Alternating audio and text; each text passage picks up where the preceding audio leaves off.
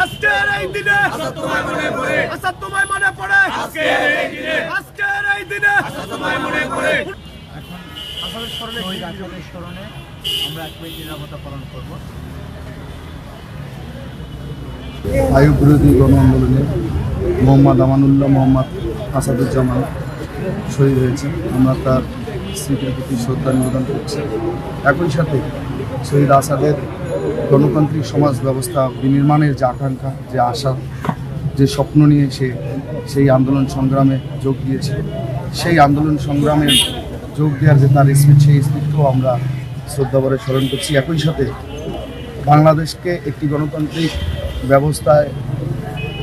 ব্যবস্থা কাঠামোর মধ্যে আবদ্ধ করার জন্য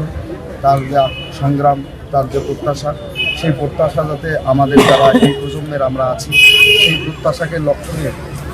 সেই প্রত্যাশাকে সামনে রেখে, সেই প্রত্যাশাকে অনুপ্রেরণা হিসেবে নিয়ে আমরা যাতে বাংলাদেশকে একটি আধুনিক সাম্যের ন্যায়ের এবং ঐক্য গণতান্ত্রিক রাষ্ট্র হিসাবে বিনির্মাণ করতে পারে,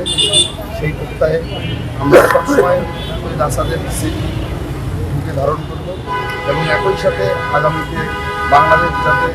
বিশ্বের দরবারে একটি গণতান্ত্রিক ব্যবস্থা রাষ্ট্র হয় এবং ভবিষ্যতে কখনো পর্যন্ত